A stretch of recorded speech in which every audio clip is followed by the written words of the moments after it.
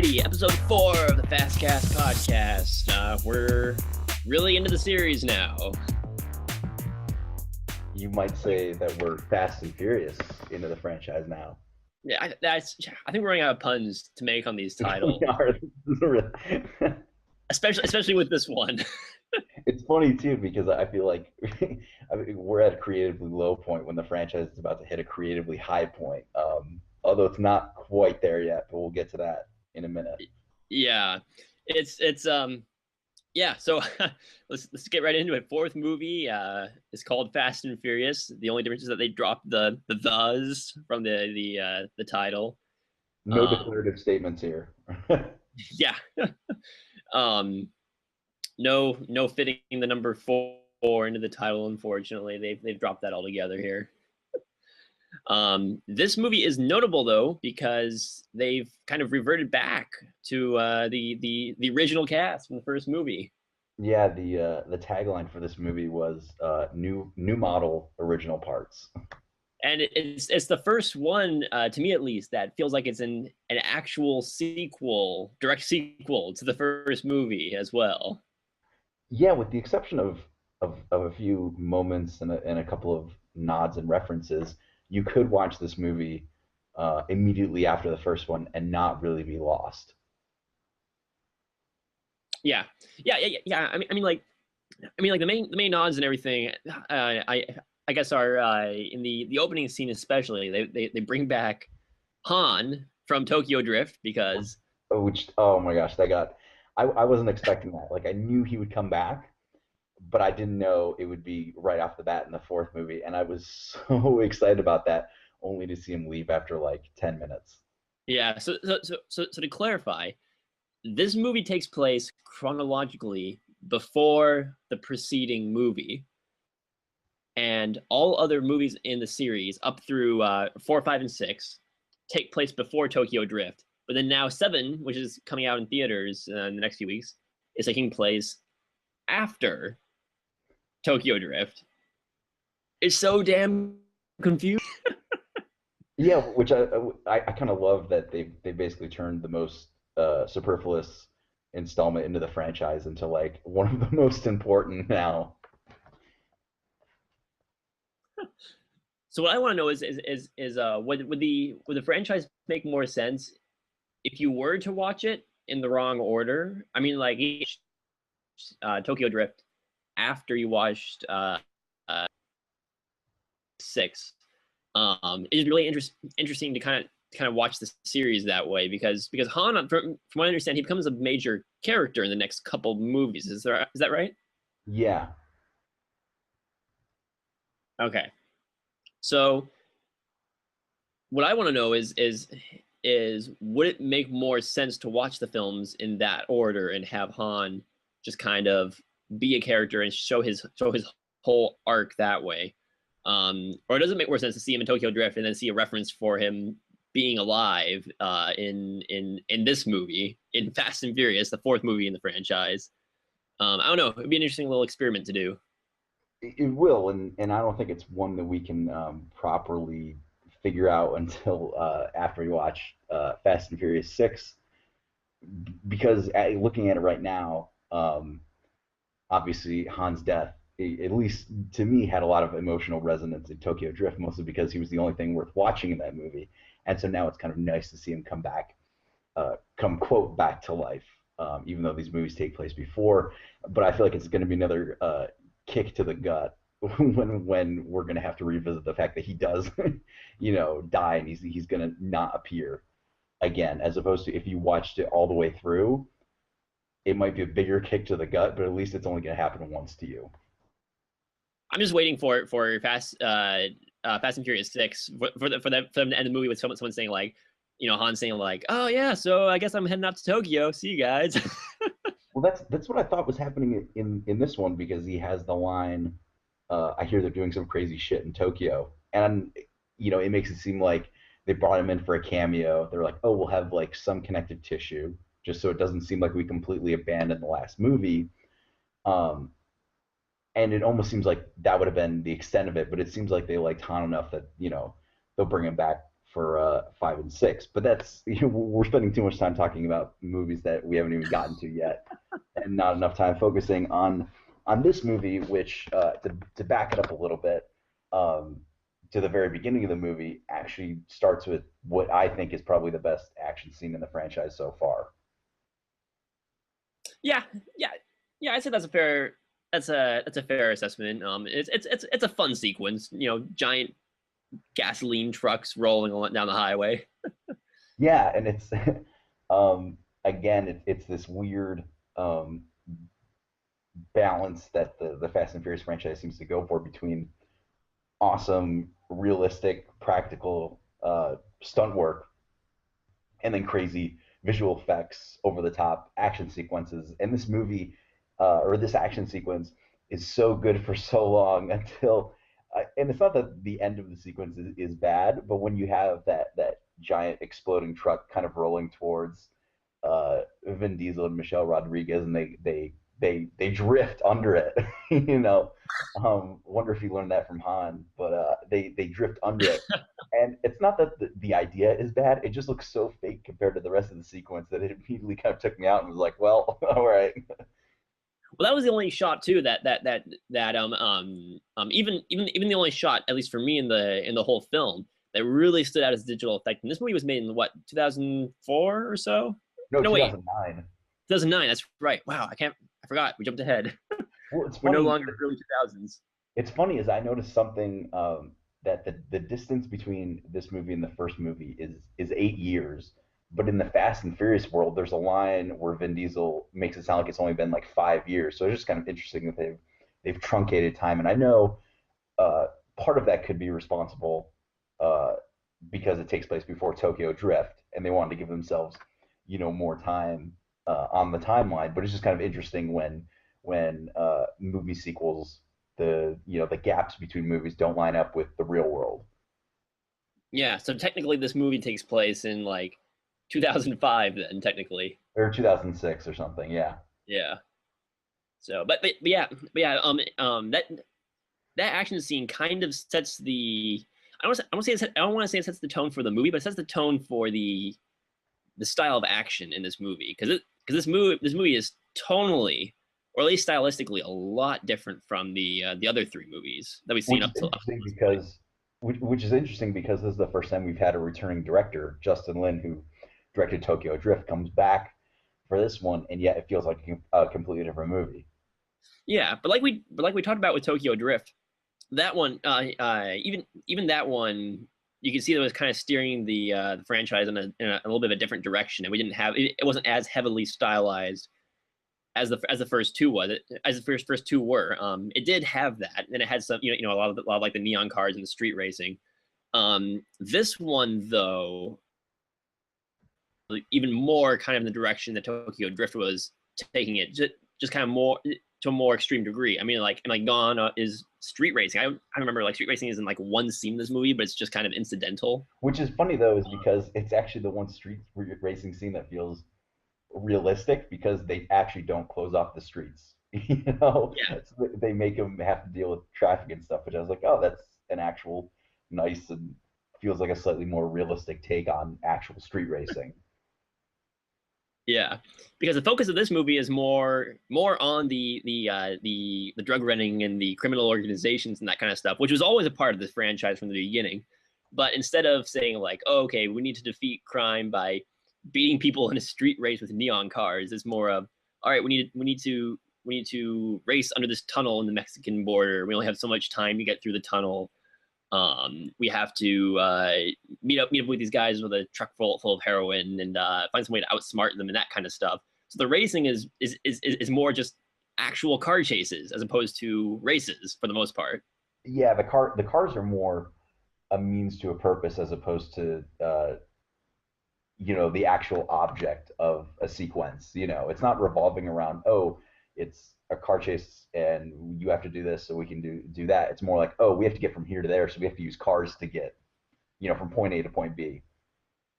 Yeah, because in the past in the series, the focus of the car chase sequences has always been on the cars and on the the style of the driving. I mean, like the whole reason you watch a Fast and the Furious movie is to watch the car chase sequences and the racing sequences and that kind of stuff. And these ones, everything is plot oriented. It's all about like this chase scene belongs in here because the plot demands it. And of course, we're putting these ridiculous car chase sequences in here, but they each race serves a purpose as opposed to focusing on the cars and the nitro and all that kind of stuff. Yeah.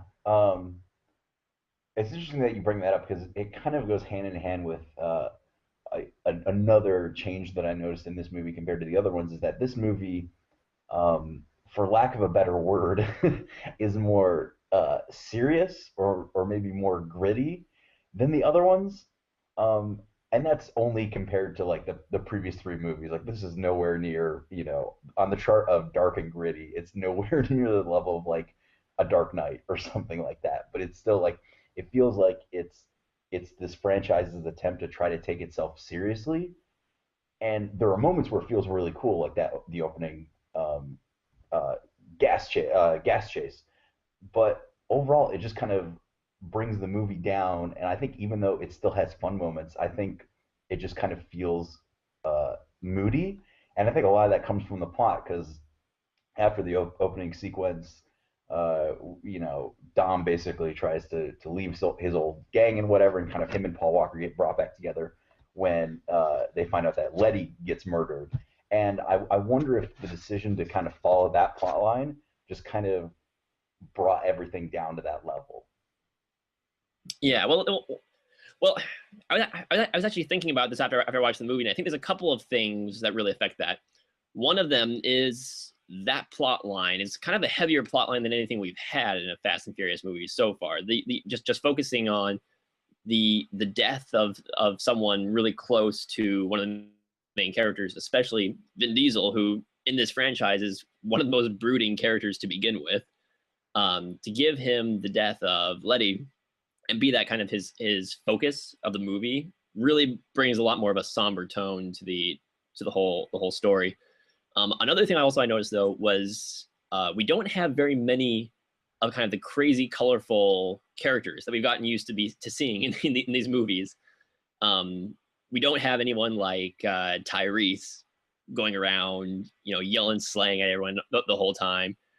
There's not very many race sequences to have all these kind of crazy drivers in there. The closest we get, I think, is maybe like one henchman who's obsessed with feet or something like that. Oh my gosh. I actually have that in my notes as foot fetish question mark. And the only other character that comes to mind that really feels like he's in it feels like he knows he's in a Fast and the Furious movie is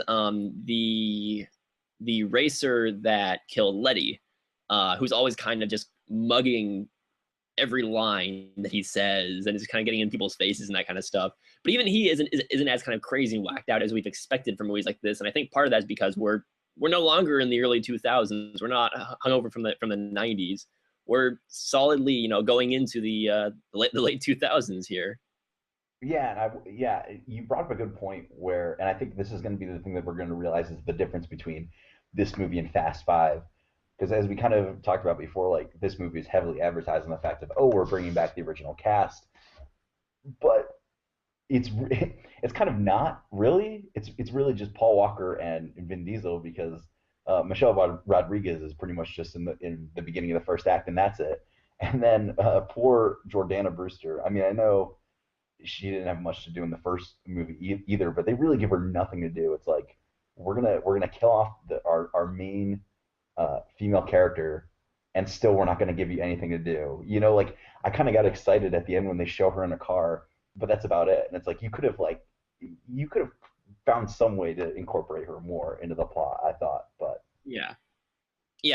Well, what's the thing is that I was really expecting to have them to have more of just kind of like the gang is back together, and I was really excited about that opening, to see Han was back, Dom was back, you got Paul Walker is here, much more cleaned up and with not sporting the long shorts and the t-shirt anymore. He's wearing a suit throughout most of this movie. Yeah, he talks and acts like an actual human being. which was a little bit of a letdown. I won't lie. I kind of enjoy the young hip or trying to be young and hip Paul Walker. But I love how he's still just as bad as being an FBI agent as he was at being a cop. Yeah. Um, but then after that opening sequence, there was kind of like, oh, there's no group anymore. It is just Paul Walker and Vin Diesel here. And I thought they were going to bring them back when before right before the third act, I guess at the end of the second act, the main villain escapes into Mexico, and Mexico is where they were to begin with, wasn't it? At the beginning of the movie? Uh, no, aren't in the or maybe in the beginning of this movie? Yeah, Um, in I the think with so. the gasoline chase sequence. I don't remember where it was, but I think uh, so because yeah, because then Vin Diesel leaves for Panama or somewhere else. Uh, okay. Because I was really excited because I thought that, oh, okay, they're gonna go back, they're gonna go down to Mexico and they're gonna take out the main bad guy and they're gonna get the gang back together. It's gonna be great.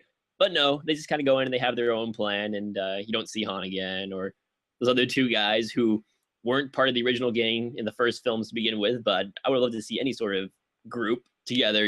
Which I kind of feel like people have been hyping up these movies as being about family and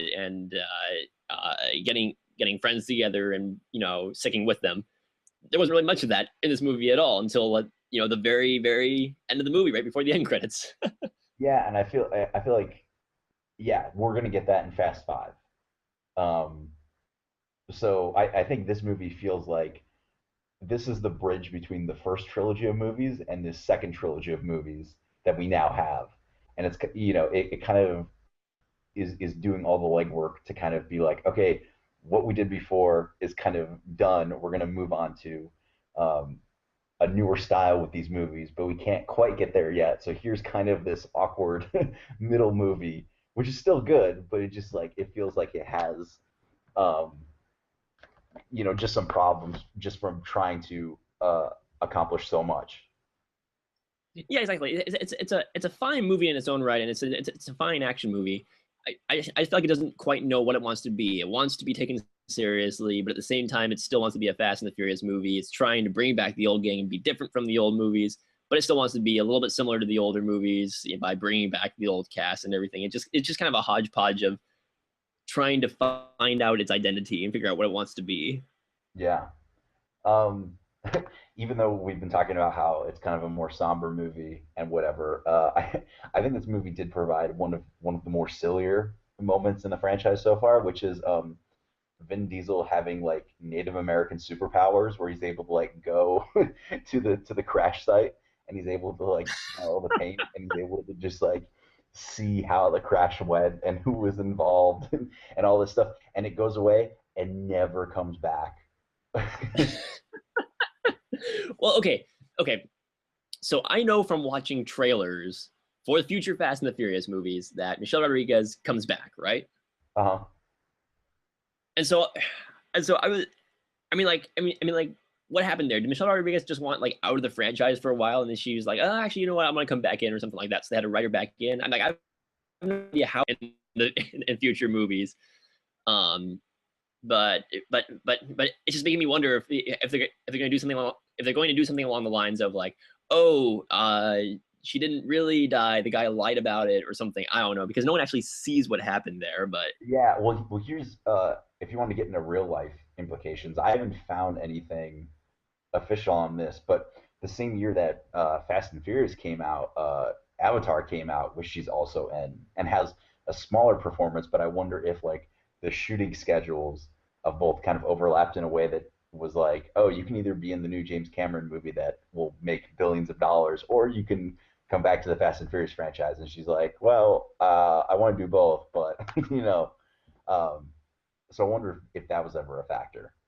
okay, that that would make sense. Yeah, yeah. I don't know. I thought it was kind of odd that they even chose to kill her off to begin with, but I don't know.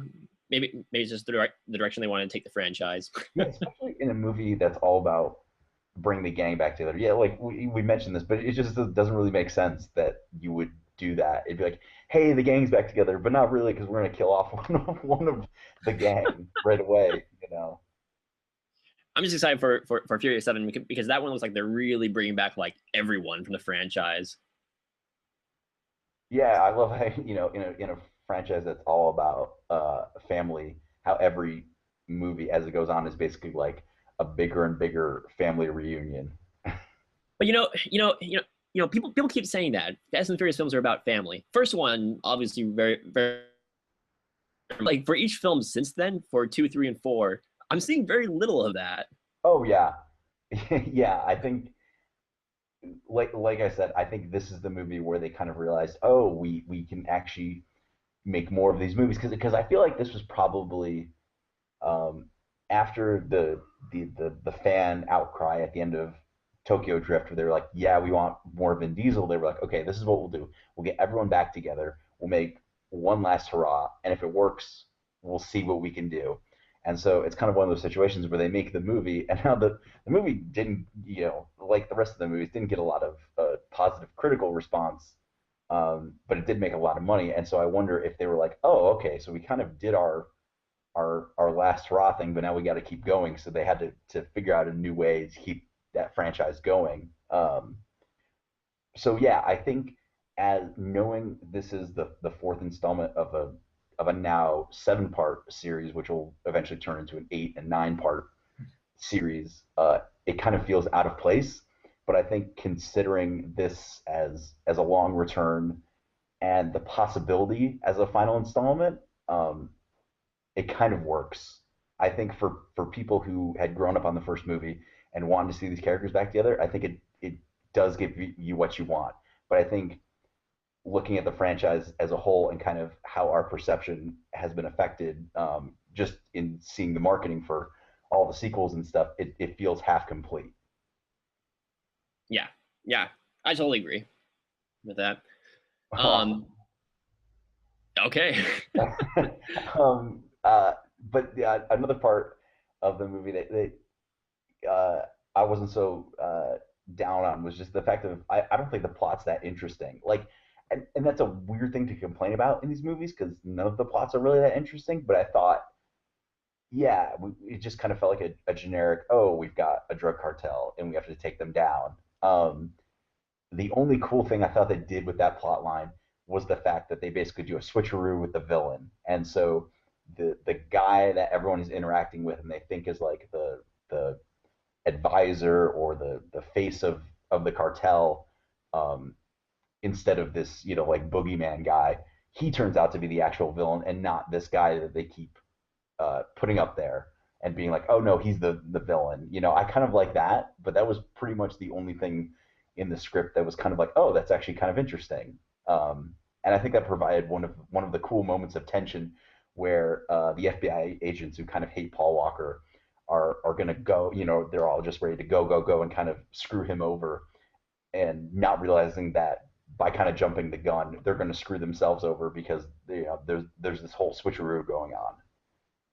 Yeah, well, the whole plot is basically the same, a variation of what we've already seen in the first two movies. At least as far as Paul Walker's character goes, he's working undercover. He gets into this kind of underground crime life. The authorities he's working for question whether or not he's actually working for them or not. In the end, Yeah, he turns out to be what that there's a good line that Jordana Brewster has, and she's like, are you the good guy or are you the bad guy pretending to be the good guy or something like that? You can correct me if I'm wrong on that, but I thought that was a pretty interesting moment, especially for his character because his character really, I mean, we've kind of talked about it before. He's not really a good cop, so like I don't. It makes sense that like no one would really trust him or ever be like, oh hey, like we're gonna actually on either side of the law, we're going to go along with whatever you want to do because it seems like he inadvertently winds up screwing people on both sides. he spent the entire franchise so far just flip flopping, so Yeah, nobody knows who he's working for. I'm actually really surprised he somehow got into the FBI after it not working out with him as an undercover cop. Yeah, I don't know. They wanted to put him in a suit, so they figured it might as well work out. You can also add this movie to the list of movies that promise awesome action sequences during the end credits. Oh my gosh, that was actually, I think, yeah, I think there are so many factors in this movie. Like I was really excited to watch this one, and I think I might have mentioned it on the last podcast, but I always watch the trailer for the next one as soon as I finish the previous movie. So after I finished Tokyo Drift, I watched the trailer for Fast and Furious, and it really gets you sold on the idea of, oh, these characters are back. It's going to be awesome. There's going to be all this action, whatever. And I think my biggest problem, especially when it comes to the action, is the two best action sequences in the movie are right at the beginning. There's the gasoline trucker chase, and then there's Paul Walker's foot chase, which is really cool and kind of different than something we've gotten in the franchise because it explicitly kind of removes him from doing anything with a car except falling on top of it. And and it then, puts him in the Bourne franchise. yes, but then the last action sequence of the movie just gets started and then cuts to the end credits, and it's like I wanted to see them bust Dom out of prison. Like, seeing them pull up was really cool, but it's like, couldn't you have? I don't know. I feel like there was a way to have included that and not, I don't know. You can add that to the list of movies like Skyline and The Gray that promise amazing action sequences and then just cut away before they actually happen. Yeah, you like I if Fast Five doesn't open with that, I don't even know. You give up on the franchise. I'll give up on the franchise when we're watching the best movie in the franchise. So, Well, so, so, so the good thing about this ending, though, is that it does promise kind of a future where we are going to see more of these characters brought together. Although Han was absent from the ending, though, I was kind of surprised by that. I was looking forward to seeing him again. well, I think it goes back to the idea that they didn't expect. I don't think they expected his character to get big. I don't think they expected the franchise to go on. And so I think his line at the beginning was to imply that he goes right on to Tokyo Drift after this, when I think that's not the case. Yeah, it's still a shame though. I was just like at the end there, you saw those other two guys in the from the beginning, and I was like, oh, wait, where's Han? Oh, only three cars, no Han. No, that's too bad. Yeah, So I'm every looking movie forward to will seeing more of always these benefit from more Han. movies. These movies should just be called Fast and Furious Han. Fast and Furious, where's Han? Fast and Furious, Han's not in this one. Fast and Furious Origins Han. Okay, so we've just always referred to his character as Han, but his name is actually Han Solo. Did you like look at Wait, it? is it really? Well, okay, it's a Japanese last name, but if you were to Americanize it and if you were to say it really fast, it would be Solo. That is I hilarious. think I it's didn't know that. I think it's Sail and then dash O. And so if you say it real fast, it's just Han Solo, which is really lazy but really awesome. That's fantastic. That is so fast. So, so I think, yeah, there's not a lot more I can really say about this movie because I think I hate to use the word boring, but yeah, I think the movie plays its big cards at the beginning and end, and it's kind of like, oh, awesome, and it kind of had to happen to make sure the other movies happen. And while I don't dislike it as much as I dislike Too Fast, Too Furious, and Tokyo Drift, it just kind of felt like it was just there, you know. So I don't know. What are your kind of final thoughts on the movie? Um, for me, I mean, looking at it as a movie itself, it's I say it's probably a better movie than Too Fast, Too Furious, and Tokyo Drift. How it is my least favorite to date, mainly because at least what Too Fast, Too Furious, and Tokyo Drift had was just kind of memorable stuff that happened in them, and memorable action sequences, and memorable style, and that kind of stuff. Yeah, all three of the films up until this point haven't been terribly good movies, except for the first one. You could argue is it has a lot of merit to it, but these films haven't been quote unquote good movies so far, but they've been memorable and they've been a lot of fun to watch just because of the way they're made. This one is like the first three movies, but you take away a lot of the style and the fun and the kind of the over the top craziness that I've come to love for these movies. Um, so for me, it just kind of fails on that level, and for that reason, it's not as memorable of a movie, with the exception of that opening sequence.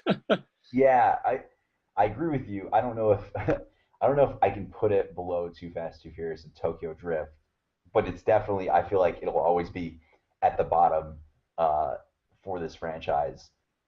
Which there isn't a lot to this franchise so far that we've gone through, so the bottom's pretty deep and the top not so much.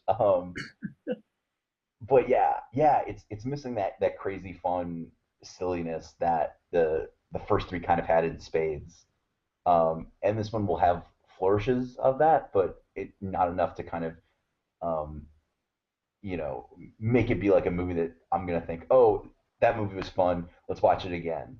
Um, Yeah, exactly. It wants to be accepted as a real movie, and to do that, it has to kind of break free of all the stereotypes of the Fast and the Furious franchise from before it, which it hasn't quite. Although I think the future sequels are going to, and actually raise the bar a little bit.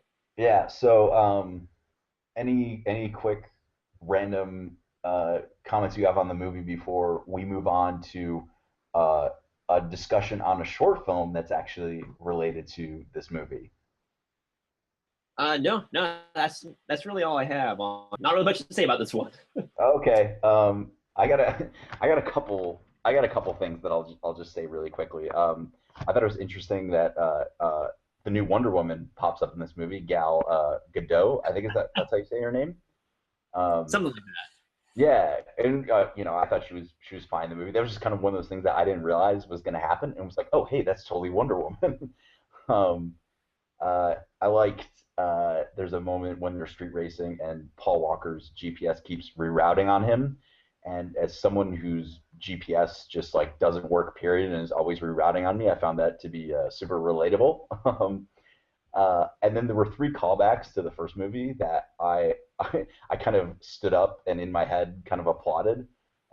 One was Vin Diesel getting a Corona at the party that's about halfway through the movie. I was like, awesome, still into that. Um, I love that they brought Grace back into the movie when Vin Diesel, Paul Walker, and Jordana Brewster are all having dinner together. Um, Oh yeah, that's right. yeah, and then I love that we had a massive Nas explosion, just like in the first one, except this one was like 10 cars in a row just blowing up. That was one of the more fun sequences in the movie.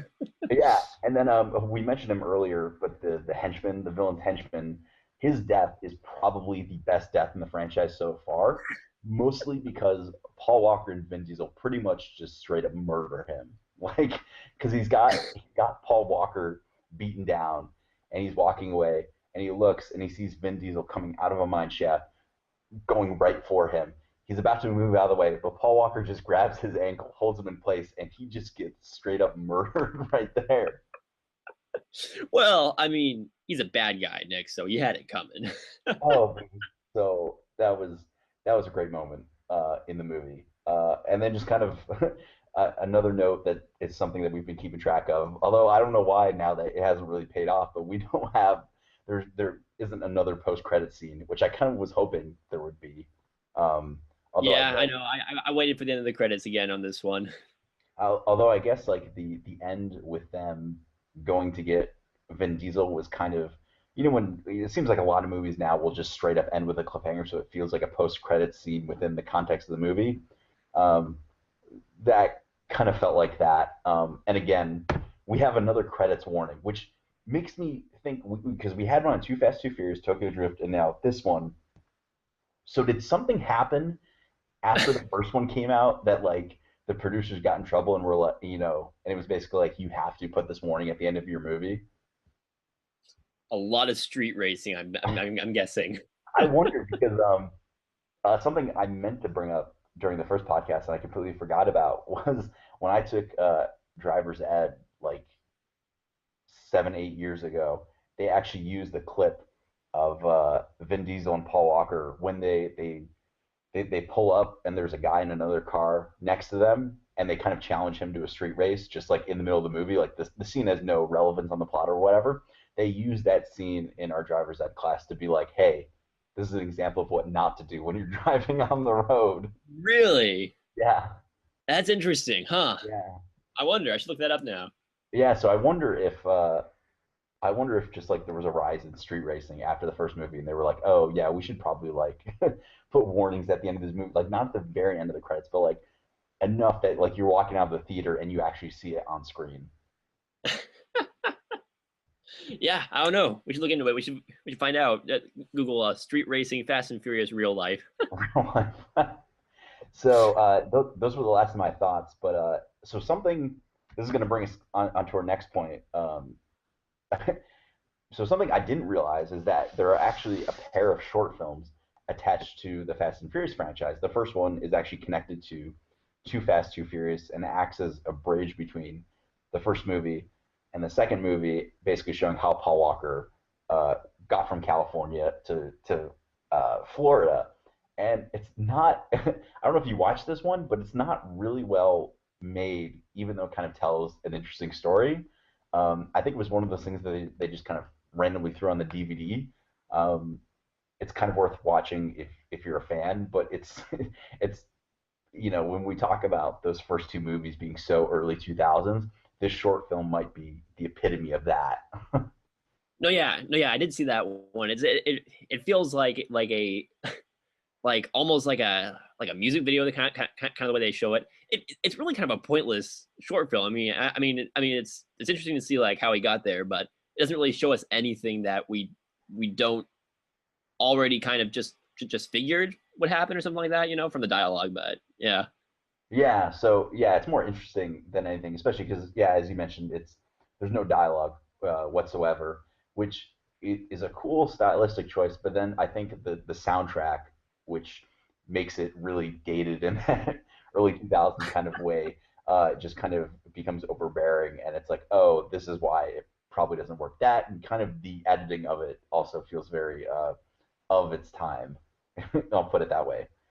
yeah, But so the short film that we actually want to talk about is one that came out around the time of Fast and Furious called Los Bandoleros, which is actually directed by Vin Diesel, who actually has a feature film and another critically acclaimed short film under his belt. So I was kind of eager to check this out to see what a Fast and Furious movie would be under Vin Diesel's direction. And because this kind of acts as a prologue to the movie, it kind of shows all the characters showing up in Mexico before they rob the big gas tanker. So there isn't really any car action here. It's just a bunch of the characters kind of arriving and hanging out in Mexico, and it's so unlike any of the other movies that afterwards, when I was done watching, I was like, that was better than pretty much all the movies in this franchise. And it was actually one of those things that was like, I don't know if he can do action, but I kind of want to see Vin Diesel actually direct one of these movies someday. yeah. Well, the it was interesting for me because I watched the movie or the short film before I saw the actual movie, and it really is just kind of a bridge into the film because it ends with them taking off to go rob the gasoline trucks, and then what do you know? Fast and Furious opens up with them robbing the gasoline trucks. So I was kind of like, oh, I kind of have some backstory on what's going on here, which was really interesting to me. Yeah, Um, but but yeah, it was really interesting because it's so unlike anything from any of the Fast and the Furious movies. It feels it's we talked about before how these films are very multicultural and they really embrace people's different ethnicities and the way they talk and the slang they use and that kind of stuff in these movies. This one really kind of goes all out with that, with him, mixing in with the people that are around him, and then Han comes in. I don't know. It was really really interesting because it's a much more restrained movie, and there's a lot. It takes its time, and you have scenes of Michelle Rodriguez making out with Vin Diesel and that kind of stuff. So yeah, yeah, just the way I it don't know. shot. It felt closer to a movie you would find at Sundance than than the prologue to a big summer blockbuster. Just because just because he focuses so much, like the very beginning of the short, it actually takes like a couple of minutes until you finally get a recognizable character because it actually I think it opens up in a Mexican prison and Yeah, it's these characters kind of just talking about um, their own lives and stuff, and it's kind of meant to reflect the state of the characters in the franchise, but it's one of those things that's like, yeah, it just feels so different from what's come before, and it really made me think like, man, a Vin Diesel Fast and Furious movie would probably be less action oriented, but would probably be an infinitely more interesting movie.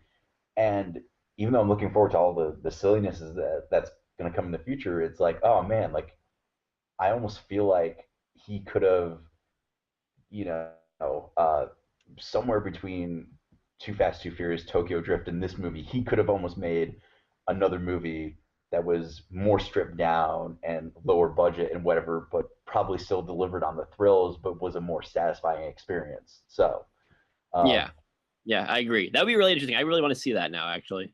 but yeah, that's actually, I feel like if I ever meet Vin Diesel, one of the first questions I would want to ask him is when he's going to direct something else again, because it seems like if you look up the other things he's directed, like he's always going after things that are kind of very personal and kind of seem grounded in reality, which is different than kind of the roles he generally takes as a movie star. So it would be interesting to see him go back to that. Yeah, so I think it's a really cool thing to check out if you like the movie. I watched it afterwards, which I think kind of I think it didn't help Fast and Furious's opinion in my mind because coming after it was like, oh, this is what I want to be seeing out of these types of movies. So it's kind of interesting for you that you watched it before you went from the really good thing to the not quite so good movie. So how much did that affect your opinion of the final movie? Well, in the long run, it didn't really affect it that much because it really does only bridge into the opening of the movie. But it was really interesting to me because I watched the short film and you have this really kind of poignant short film, with these really intimate moments, and then you open up into Fast and Furious and it's a crazy action sequence with exploding trucks. And I was like, oh, this is something entirely different with the exact same characters I just saw on this other thing, which was the most interesting thing to me. Once the film actually got rolling, though, I think getting back to Han, I think it blew up Han in my mind as kind of a bigger character in the movie than it actually was because it does give you more of an introduction to him in the short film. He has more to do in the short film. So when they kind of come out of the majority of the movie, I kept on thinking back to like, oh, what's he doing now? Oh, I guess the movie's just their characters that the Yeah, movie really spends a lot of time introducing. yeah, because they kind of have the running gag of people not knowing what his actual ethnicity is, so they keep just throwing out like, oh, Chinese or Korean or whatever, and then Yeah, actually that is one of the funniest parts of the movie is that they talk to him then when they find out he is Japanese, like, oh, so you must know whatever, and he's like, I'm Japanese, but I've never actually been to Tokyo, which I thought was kind of funny because we're so used to, having seen him in Tokyo Drift, we just assumed he was there his whole life. So it's almost kind of funny to play him as a character who probably grew up in America and just like got around, with all these other people in different countries and somehow never made it back to his homeland. yeah. Well, think about it too. Is that in the about characters in the short film is that uh the only character that's in the majority of the movie is Vin Diesel. Everyone else that they spend all this close, intimate time with in the short film, they end up being kind of incidental to the rest of the movie, the actual movie. So I guess it kind of gives you more backstory, or not backstory, but just kind of more insight into Vin Diesel's character and how he thinks. Because once the film actually gets rolling, the only insights you have into him is when Letty dies, and you're like, oh, that's really sad. But once you see like what he's been doing in Mexico this whole time and the people he's been connecting with, it really brings a lot more strength to his character. I think just kind of spending more time with him when he's not racing cars. Yeah, that's an interesting point that you brought up, especially because like you said, the characters who kind of get shafted in the movie, which are Han and Letty, are given more prominent focus in this one. I almost wonder, I'm not quite familiar with how the short film came about, whether it was filmed after, like in between production, but it almost seems like an opportunity where it's like, hey, these two characters aren't really in the movie. Let's give them more of a chance to shine since they're not going to be in the actual movie. Yeah, yeah. I mean, maybe that was it. really curious looking to see like how the film was actually made. Maybe it's just like Vin Diesel was on the set of the opening scene, like, hey, let's go ahead and just shoot this. We're here anyway. Yeah, paid vacation, might as well, make the most out of it. So, Yeah. yeah, so I think we both recommend the short film. Yeah, absolutely, absolutely. It's a great little short film. If you like the Fast and the Furious movies, you might not like the short film. I mean, depending on what you like out of the movies. Yeah, But as far as short films go, it's a great little short film. yeah, because like the Too Fast, Too Furious one, I would say the only way to watch that is if you're a diehard fan of the franchise. But for this short film, I would almost say if you weren't a fan of the franchise, you might still like it. Although then I wouldn't immediately recommend watching the movies because then you might go in with the wrong set of expectations. Watch the short film, then watch Too Fast, Too Furious. So yeah, I think we're both excited to get into the next part of the franchise. Yeah, I'm just really excited to see them kind of pull off more crazy shenanigans in this more grounded take of the universe. Which it's crazy that it's taken this many movies to get to this point because never for a franchise would you be like, oh, it gets really good around the fifth movie. No, How has it lasted this long? I know. And I, I think during the next podcast, I'll feel more comfortable talking about kind of the ups and downs of the franchises and a few thoughts and theories I've had on that. Because I think the Fast and Furious, to kind of tease at it without giving it away, but I think the Fast and Furious franchise is very reflective of the state of Hollywood filmmaking from the time the franchise started to where it is today. So I'll get into more of that probably on the next episode. Awesome. We'll be looking forward to your crazy conspiracy theories. Alrighty. Well, unless you have anything else, I guess that concludes our Fastcast podcast, Fast and Furious. You love saying that, Uh, don't you? I just love saying that. It's so much fun. Next episode, we'll be talking about Fast Five, which I won't have as much fun saying. The Fast Five Fast Cast podcast. I see you know how to make it sound really good. There you go. I, that you just I'll let you open it up. You'll make it. Your voice will make it sound way better than mine did. Just coming up with it on the fly right there. Well, that'll be coming up our next episode. For right now, you can check us out. You can check us out the other episodes in the series going to the-letterbox.com. Check out our other podcast, Outside the Letterbox, which you can also find on this YouTube channel. Check out our web series, Film Illiterates, which can be found under Film Illiterates if you search on YouTube, or I don't know, check it out on the-letterbox.com. We have a bunch of great articles and stuff there too, so you should check out our website. It's pretty cool. Alrighty, take it easy.